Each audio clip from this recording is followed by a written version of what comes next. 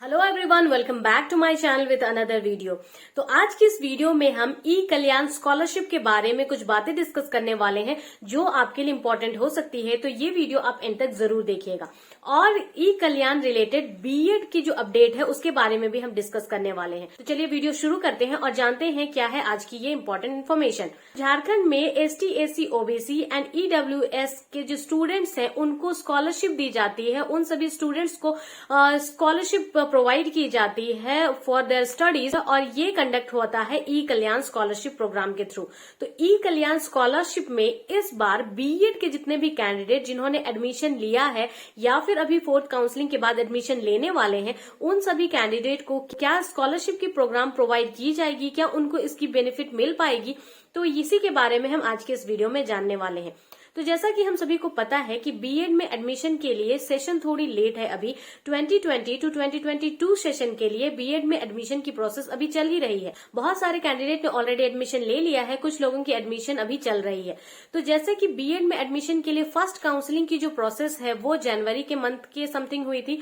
उसके बाद second counselling, फिर थर्ड काउंसलिंग और अभी फोर्थ काउंसलिंग की प्रोसेस कंप्लीट हो रही है। तो जैसे कि ई कल्याण की जो स्कॉलरशिप स्कीम है ये दिसंबर के मंथ से ही स्टार्ट हो गई थी, जिसकी लास्ट डेट जनवरी के टाइम रखी गई थी।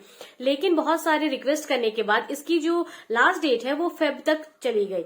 लेकिन तब तक बीएड में जितने भी कैंडिडेट ने जो अप्लाई किया था उनकी एडमिशन फर्स्ट काउंसलिंग में जिनका नाम आया था उन्हीं लोगों की एडमिशन हो पाई थी, जिसमें कि बहुत सारे कैंडिडेट ऐसे थे जिनको उनकी चॉइस की कॉलेज नहीं मिल पा रही थी, जिसकी वजह से वो एडमिशन नहीं ले पाए थे। तो इस तरह से फर्स्ट काउंसलिंग के टाइम पे बहुत कम ही स्टूडेंट्स की एडमिशन हो पाई थी।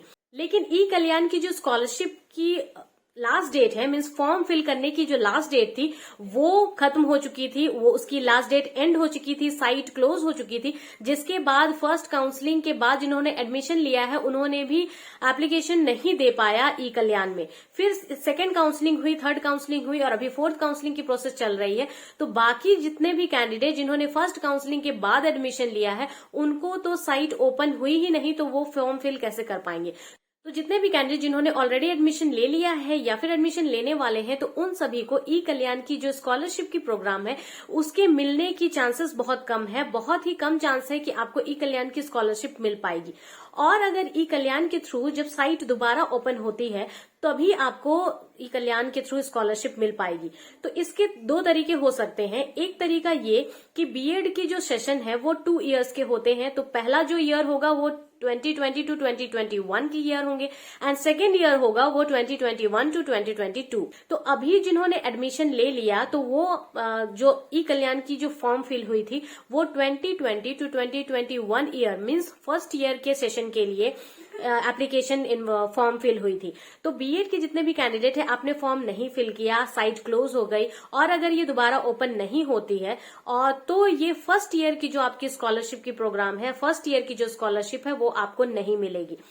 इसके बाद सेकेंड ईयर की स्कॉलरशिप फॉर्म फिल करने की फिर से साइट ओपन होगी, जो कि सितंबर, अक्टूबर या नवंबर के समथिंग ओपन होती। तो उस वक्त आपकी जो स्कॉलरशिप फॉर्म आप जो भरेंगे वो सेकेंड ईयर कंसिडर होगी और आपको सेकेंड ईयर की ही अमाउंट दी जाएगी। तो उस वक्त अगर आप फॉर्म फिल करते हैं तो वो क्योंकि 2021 टू 2022 सेशन के लिए साइट ओपन होगी तो वो आपकी सेकेंड ईयर की एप्लीकेशन फॉर्म कंसिडर होगी। तो इस तरह से आपको फिर सेकेंड ईयर की अमाउंट मिलेगी। और इस तरह से बीएड के कैंडिडेट के लिए अगर फिर से साइट ओपन नहीं होती है कुछ दिनों में तो आपको बीएड के कैंडिडेट को सिर्फ 1 साल की स्कॉलरशिप मिलेगी और आपको 1 साल की स्कॉलरशिप आपकी नहीं मिलने वाली है। इस तरह से बीएड के जितने भी कैंडिडेट हैं जिन्होंने इतने बिग अमाउंट पे किया है एडमिशन के टाइम पे और आगे आप सेकेंड ईयर में भी पे करने वाले हैं तो उनके लिए ये बहुत बड़ा नुकसान हो सकता है कि आपको स्कॉलरशिप नहीं मिलेगी। तो आपके लिए ये बर्डन हो जाएगा, क्योंकि स्कॉलरशिप मिलने से थोड़ी हेल्प हो जाती है। जो भी स्कॉलरशिप से जो पैसे मिलते हैं, जो अमाउंट मिलती है, उससे आप नेक्स्ट ईयर के एडमिशन या नेक्स्ट ईयर के एकेडमिक सेक्शन में जो भी जरूरत होती है उसे आप पूरी कर सकते हैं।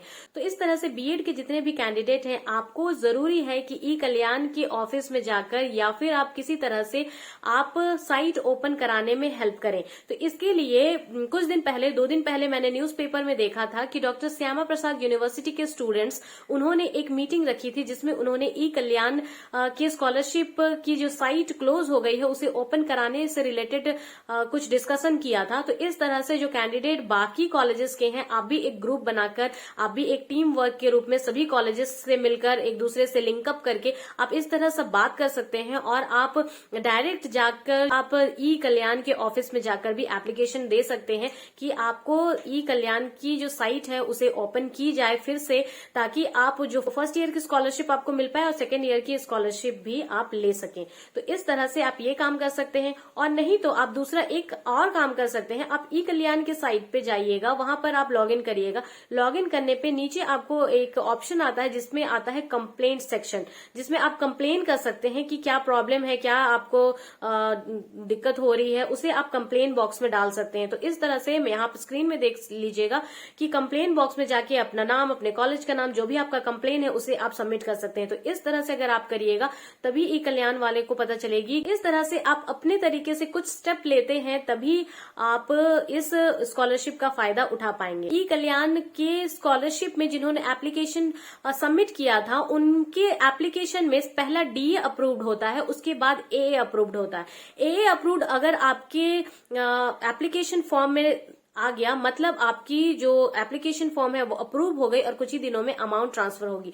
तो जैसे कि जो एप्लीकेशन फॉर्म है वो फेब के मंथ में ही साइट ओपन हो गई थी, सभी ने फरवरी के टाइम में ही एप्लीकेशन सबमिट कर दिया है। तो जो अमाउंट है वो अब सभी के अकाउंट में डिस्पैच होने वाले हैं। अप्रैल मई टू जून तक सभी के अकाउंट में वो जो अमाउंट सेंड किया जाता है, स्कॉलरशिप की जो अमाउंट है वो भेजी जाती है। तो अगर आप देरी करिएगा तो फिर जब वो अमाउंट सेंड करेंगे तो दोबारा वो साइट ओपन नहीं करेंगे, क्योंकि अमाउंट जब डिस्पैच करने की टाइम आती है तो उस वक्त फिर एप्लीकेशन फॉर्म भरने के लिए साइट ओपन नहीं होगी। तो इस तरह से जो भी आप काम करें वो जल्दी आपको करनी होगी, ताकि आप भी, जितने भी कैंडिडेट जिन्होंने एडमिशन लिया है बीएड के फर्स्ट ईयर में, तो आप भी इस स्कॉलरशिप का फायदा उठा पाए। तो आज की इस वीडियो में मुझे आपको यही इन्फॉर्मेशन देनी थी। अगर आपको वीडियो अच्छी लगी हो तो इसे आप एक लाइक जरूर करिएगा, अपने फ्रेंड्स के साथ शेयर जरूर करिएगा, ताकि सभी को ये इन्फॉर्मेशन मिल सके। और इसी तरह की और अपडेट के लिए आप मेरे चैनल को सब्सक्राइब जरूर कर लीजिएगा, साथ ही जो बेल आइकन है उसे भी क्लिक कर लीजिएगा।